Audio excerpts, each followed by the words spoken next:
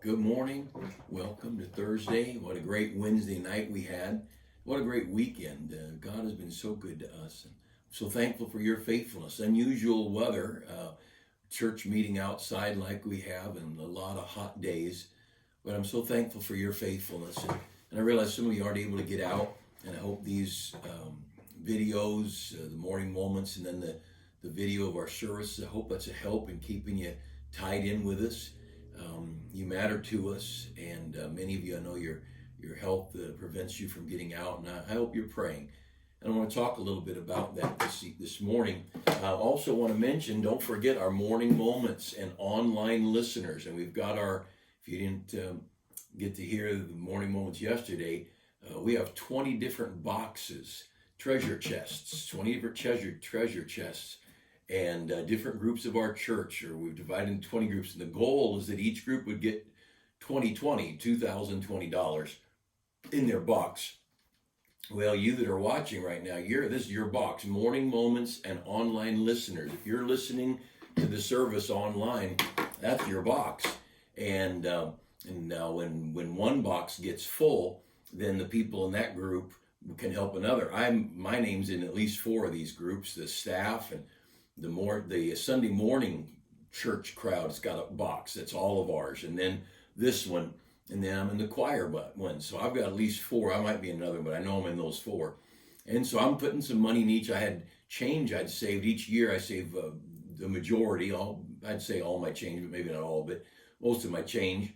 And I give it to the Vacation Bible School offering for our children.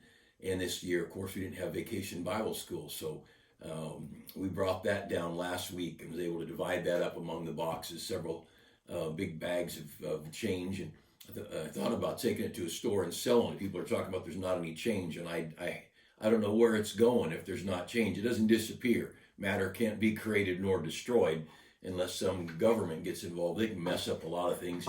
But anyway, I don't know what the money counters do when they get hundreds of dollars in change, but God bless them for their faithfulness. But I hope you'll be a part of this. Now, of course, we want to give, and thank you. We met our budget Sunday, and appreciate your faithfulness to giving to missions. This treasure offering. This is our special offering. We give above and beyond. Most of us, we're so blessed, and God's been so good to us, and we need a chance now and then to do something extra. There's all kinds of offerings in the Bible. One of the offerings is basically just a thank offering. You've been so good to me. I'm just bringing this offering just because you've been so good. And that's kind of what this is. God's been awfully good to us. So this morning, though, I wanted to take a moment and just remind you about the souls of men. And if you weren't at church last night, I'll mention a couple of things that I brought up last night. But we lose sight of the value of a lost soul. And I want to read you a little bit of the story of the song Rescue the Perishing. Fanny Crosby, of course, a blind gal from infancy. And she didn't start writing hymns until she was in her 40s, wrote over 8,000 hymns and so many songs in our hymnal she wrote. This song, Rescue the Perishing, was written in 1869, and this is her own writing of where this song came about. I was addressing a large company of working men one hot summer evening when the thought kept forcing itself on my mind that some mother's boy must be rescued that night or not at all. So I made a pressing plea that if there was a boy present who'd wandered from his mother's home and teaching, he should come to me at the end of the service. A young man of 18 came forward and said, "Did you mean me? I promised my mother to meet her in heaven, but as I am now living, that will be impossible." We prayed for him, and finally he rose with a new light in his eyes and exclaimed in triumph, "Now I can meet my mother in heaven, for I've found God." A few days before, a man named Doane, Mr. Doane was a song publisher, writer, worked with Fanny Crosby. He was he published these books and things, and so he had sent her a theme for a new song, and the theme was Rescue the Perishing, but there was no song, it was just a theme, and it was based on Luke 14:23. While I sat in the mission that evening, the line came to me, rescue the perishing, care for the dying. I could think of nothing else that night. When I arrived home, I went to work on the hymn at once, and before I retired, it was ready for the melody. So often she'd do the lyrics and someone else would put the music to the words. It was published in 1870 in Doan's Songs of Devotion. And a little bit later, the story's told of the use of that song. One stormy night, a middle-aged man staggered into the Bowery Mission, intoxicated, an unwashed and unshaven face with clothes soiled and torn. He sank into a seat and gazed around, seemed to wonder what kind of a place he'd come to. Rescue the perishing, and other familiar hymns were being sung. As the leader of the meeting told the simple story of the gospel and how the Lord came to seek and to save sinners, the man listened eagerly. The leader, in his younger days, had been a soldier and had seen hard active service. In the course of his remarks, he mentioned several incidents which had occurred in his experience during the war, and he gave the name of the company which he had served, and at the close of the meeting, the man staggered up to the leader and in a broken voice said, "When were you in that company you spoke of?" "Why, all through the war," he said. "Do you remember the Battle of?" and mentioned some battle, and the man said, "Perfectly." "Do you remember the name of your captain of that company?" He said, "Well, yes, his name is," and he said, "You're right. I am that man. I was your captain. Look at me today and see what a wreck I am. Can you save your old captain? I've lost everything. I had everything I had in the world through drink, and I don't know where to turn."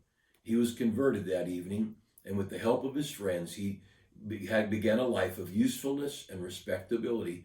The captain often retold the story of how God used his former soldier in a rescue mission service to rescue his perishing soul. The words of that song: rescue the perishing, care for the dying, snatch them in pity from sin and the grave, weep o'er the erring one, lift up the fallen, tell them of Jesus, the mighty to save. Though they are slighting him, still he is waiting the penitent child to receive. Plead with them earnestly, plead with them gently. He will forgive if they only believe. Down in the human heart, crushed by the tempter, feelings lie buried that grace can restore. Touched by a loving heart, wakened by kindness, chords that are broken will vibrate once more. Rescue the perishing. Duty demands it. Strength for the labor the Lord will provide. Back to the narrow way, patiently win them. Tell the poor wanderer a Savior has died. I think one of the saddest things that's happened to the church, and I don't just mean today, but throughout the ages, is the loss of their vision for the unsaved. In our world, right here in this community, we're a very conservative area. There's a lot of churches. I knock on doors. I meet people on the street. Most people are religious. I don't know whether they're saved or not. They've got a knowledge of God, whether they have the gift of forgiveness between them and the Lord. Some do get saved. Some I wonder, they think they're saved, and I'm no man's judge, but I try to press them. Is there a time in your life, like Nicodemus in John 3:3, that you were born again? But the fact is, in our community, there's an awful lot of saved people.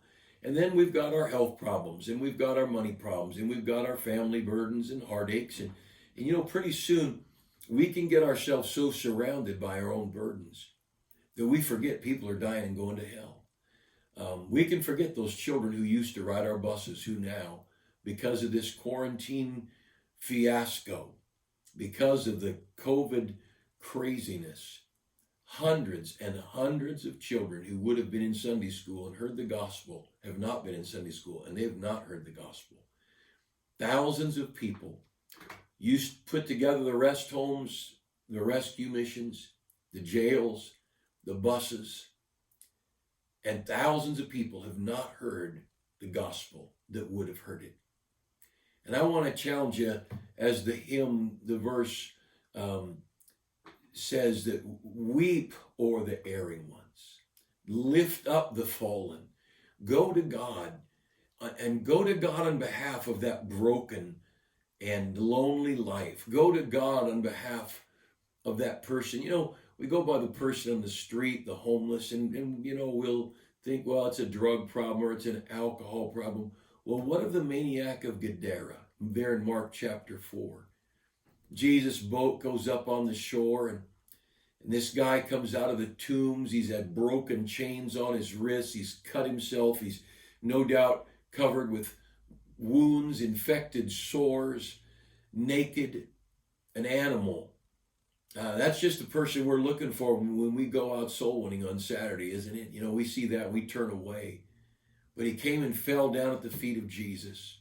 And Jesus cast out the legion, the demons, and the man was healed and clothed and in his right mind, sitting with Jesus by the time the townspeople came to see what had happened. And I want to challenge you. Most of you go to our church. I know some of you don't, but most of you go to our church. But could I challenge you today to revive your prayer list for lost souls? Now, there's religious lost people. John chapter 3, Nicodemus, the ruler of the Jews, came to Jesus by night. And he said, we know no man can do the things you do except God be with him. And Jesus turned right around and said, you must be born again. There was Zacchaeus, a successful businessman. Luke 16, I believe it is, climbed up in a tree, and there in the sycamore tree. He climbed up, why? Because he wanted to see Jesus. We don't know what that businessman's looking for. We don't know what's going on in the heart of that man or lady at that place of business. And it might be they've got that soul longing, that internal looking. And like Zacchaeus, if they could just see Jesus, and he ran ahead, climbed up the tree so he could get a good look at Jesus. And Zacchaeus, the Lord said, Zacchaeus, come down today. I'm going to eat at your house today. And Zacchaeus turned his life around and trusted Christ. And I want to challenge you as I'm going to be in Acts chapter 9 in a minute. But as friends of our church, and whatever church, perhaps you go to another church, as you consider this matter of rescue the perishing, as we consider this, and I don't know, this is just money, but money is a great tool. This is all about children. This children's box. This is money. It's all going to go to ministering to our children. Children that have been neglected because government overreach. Children that aren't even dying of this disease. This COVID-19, there's almost nobody dying from this disease, period. COVID plus bullet wounds, COVID plus car accident, COVID plus respiratory problems, whatever. And I'm not saying we shouldn't be careful.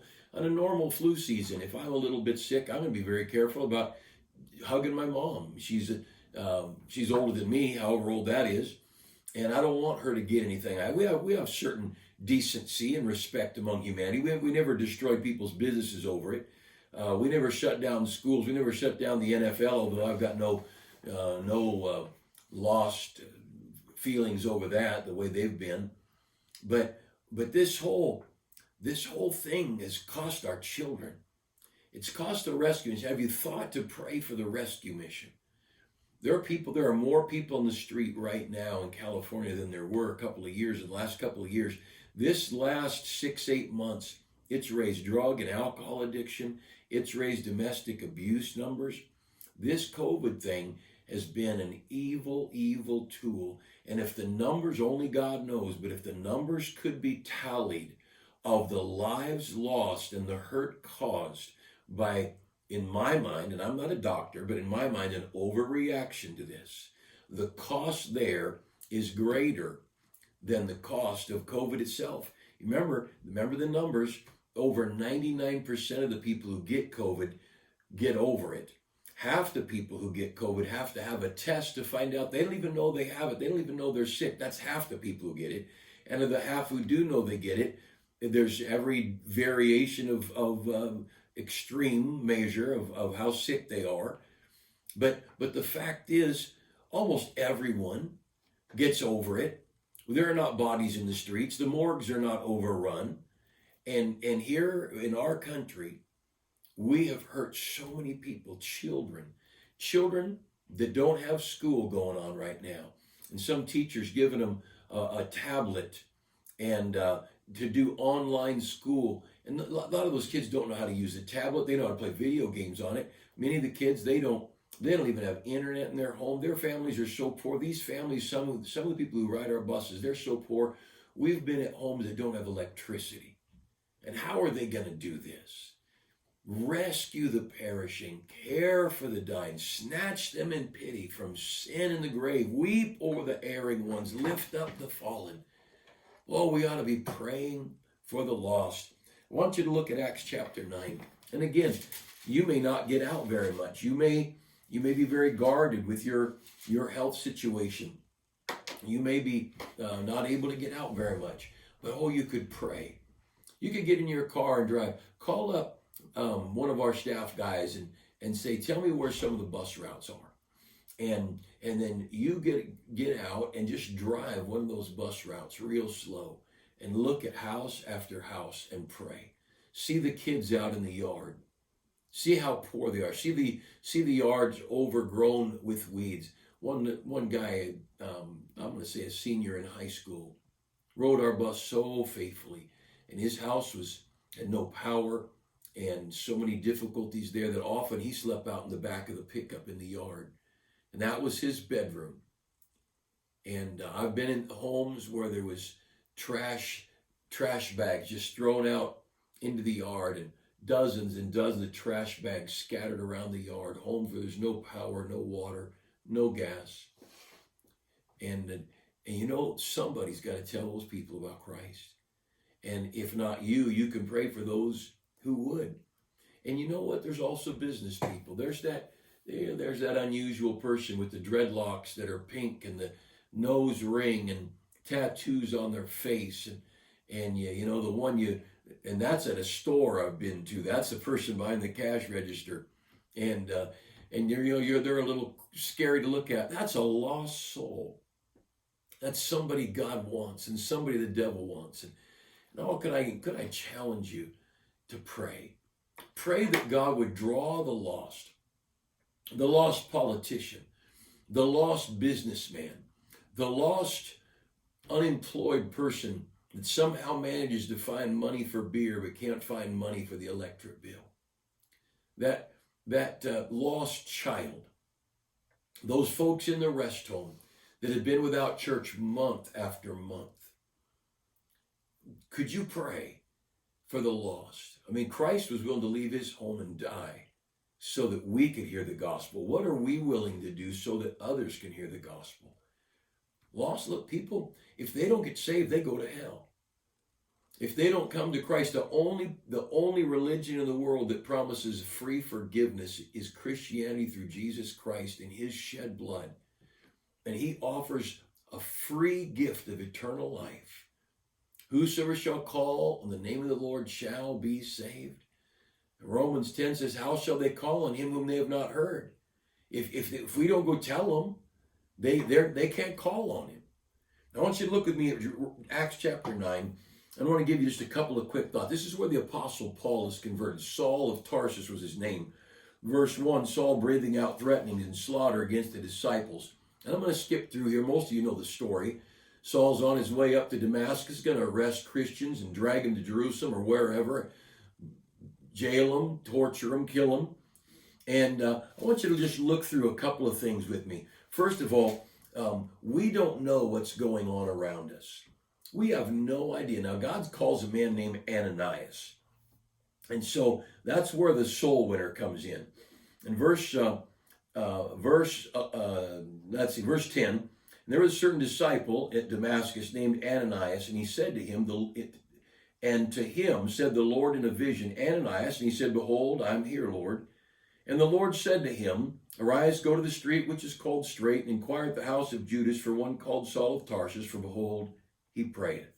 And he hath seen in a vision, a man named Ananias coming and putting his hand on him that he might receive his sight. Now, those three verses, can I give you a couple of quick thoughts?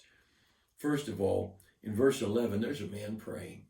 There's a man praying. Ananias didn't know that guy was praying. Ananias didn't know Paul was even in town. Probably he may have. I guess he said he'd heard of him, so maybe he didn't know he was in town. He didn't know where he was. He didn't know he was praying. But Paul was praying. Paul was in that house on the street called Straight praying. And you and I don't know who's praying right now. This last weekend, My soul winning partner, Wayne Record, and I were out on last Saturday, and it was hot, and we just kind of driving around looking for people that were out. And there was a old guy in his early 20s, and then a guy in his 40s, I guess, something like that, sitting on a little wall. And I mentioned it before, but such a good illustration.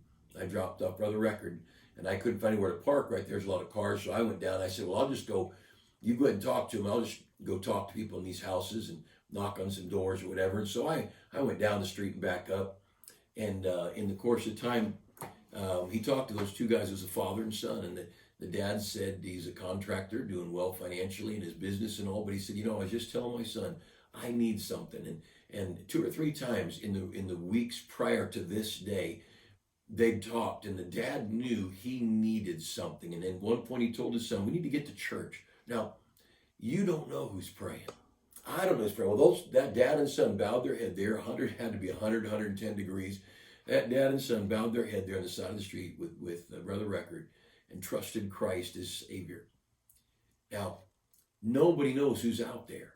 And so there in verse 11, there's somebody praying, and we don't know who's praying. We don't know who's asking God. Many years ago, a couple of our guys, this same thing, they just drove around. They're just driving, looking for somebody. And there's a guy walking. And so they just pulled over and walked over to him and told him they were from Faith Baptist Church and said, can we talk to you about Christ? And the guy said, I'll tell you what we can do. He said, I left my house this morning. And if you don't know, if you're not from our area, we've got a lake, Lake Elsinore. It's not a deep lake, and it's not a massive lake, but it's pretty big. It's I don't know how many miles it is around, but it's a pretty big lake. I used to, before I got an indoor bicycle and treadmill, I'd ride my bike around the lake, and it took quite a while even on a bicycle. But he said, I left my house this morning. Everything in the world was wrong. And I told God, I'm going to walk around the lake, and if you don't do something for me before I get back to my house, I'll kill myself. And a couple of our guys pulled over, told him about Christ. He was at church the next morning. He got saved. You don't know who's praying. So just there's so many lessons here. But here's number 1, there in verse 11, somebody's praying. Somebody's praying. I'll tell you what else. In verse 10, this disciple named Ananias, the Lord's talking to him. We need to have some people listening to God. That guy's praying over there. You know what he needs? He needs one of us to be listening to God. He needs one of us paying attention. How many times has the Holy Spirit nudged us and said, hey, why don't you go talk to that person? Why don't you give that person a tract? How many times on a Thursday evening or a Saturday morning has the Lord nudged us? Hey, come on, why don't you go down to church, get a partner, and go out, go talk to some people about Christ. And we made excuse, the lawn needs mowed, the car needs washed, no one wants to hear. It's 110 degrees like it was last week, and that dad and son were sitting on the front wall in front of their house and got saved. You see, there's somebody praying, but there needs to be somebody listening. There needs to be somebody listening to God. And so you look there at verse 12, and he saw in a vision a man named Ananias coming in and putting his hand on him that he might receive his sight. There was a guy hoping someone would come talk to him. He, in his mind's eye, spiritually, in a vision, whatever, he just knew somebody was going to come talk to him. I wonder if there's not somebody around our valley, or maybe you live in another area, someone in your town. And you see, we don't know. How many tracts do we pass out? How many people do we invite to church? And we don't know what's going on in their heart. And understand, there's a lot of the Apostle Paul. He had a lot of people say he was crazy and tell him to go away. Of course, everybody doesn't listen. Jesus had people who thought he was crazy.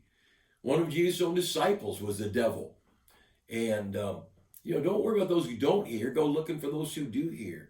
And so here you've got a guy who's praying, and you've got a guy who's listening, and you've got a guy who's waiting. He's looking for someone. And then, if you go there in verse 11, verse 11, and the Lord said to him, arise, go into the street. You know where God sent Ananias? Out on the street. Get out of your living room and go down the street and go talk to somebody. Somebody out there is praying.